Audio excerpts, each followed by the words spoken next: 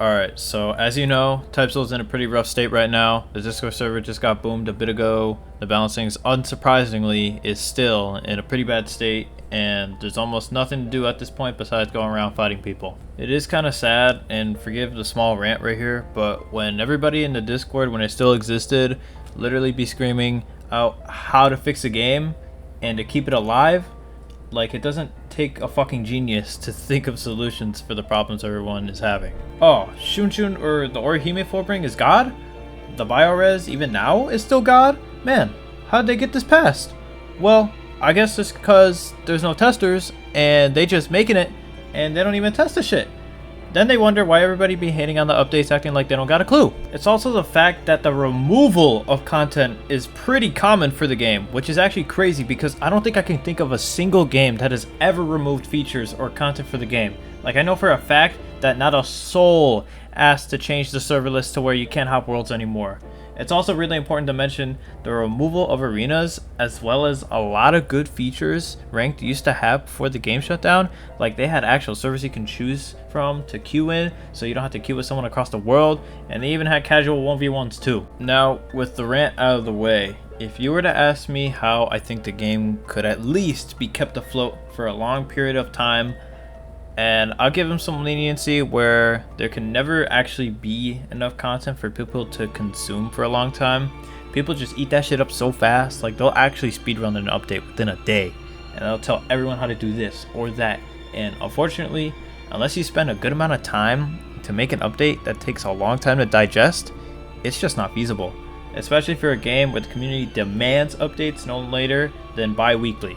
But in any case, I'll be giving 6 ideas on what Typoil could do or add to the game to make it more enjoyable, at least in the long run. Even if it's some obvious shit or stuff you might not even care about, there's still some changes people would obviously appreciate even just a little. For the first idea, you may have seen this coming, it's balancing. Yes, this one's a no-brainer. Everyone be complaining about the same 5 stuff for the past 2-3 weeks, like Bio, Solag, Nimble, etc. Now, how to actually go about balancing is firstly making a nerfs only patch. Logically speaking, it'd make more sense to nerf the shit out of everything that's currently plaguing the game rather than focus first on buffing stuff.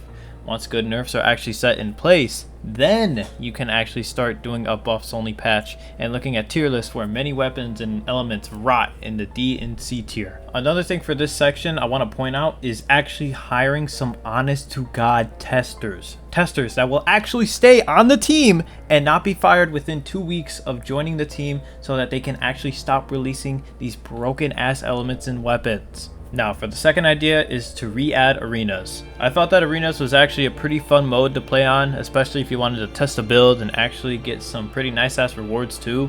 Arenas did have a couple of bugs and issues to it, and I could definitely say that if they were to add arenas, they'd actually have to disable true modes because that shit is an entirely different buggy mess that I never want to deal with in arenas. My third idea is to add ELO or competitive clan wars. They've been promising this shit for a while and they never even attempted to make it and would just revamp clan wars for the umpteenth time. But as I was saying, I think grinding up to be the top 10 clans would actually add on to the excitement and some risk to the mode, especially if the top 10 clans would get some nice rewards. Although, I'll say that the rewards can't be too nice because I know some clans will just boost or they'll use the cheesiest builds known to man.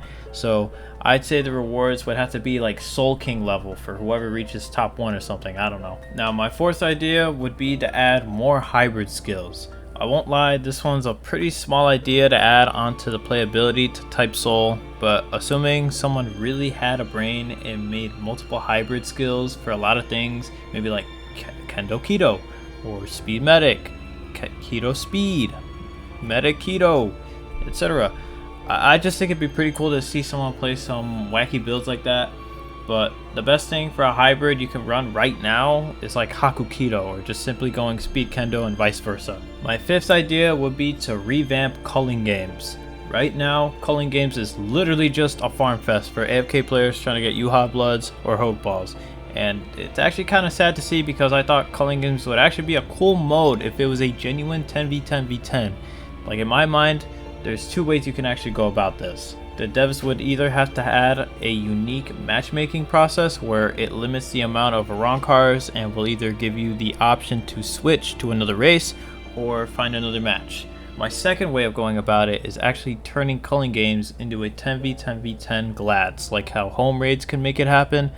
I think everyone can agree that glads is probably one of the more fun modes to watch and fight in, so both methods of revamping culling games are on the table. My sixth idea for the game would be to add a new skill tree. I low-key pulled this one out of my ass, so the best thing I could honestly think of is actually a kendo alternative tree. I don't know.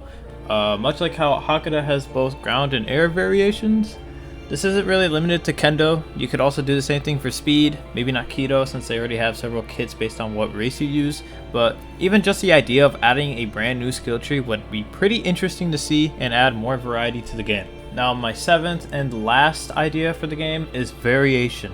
I honestly think the game could use more variants for all races, much like how proficiency, dodge, or hero exists, where they change up the build in a pretty impactful way.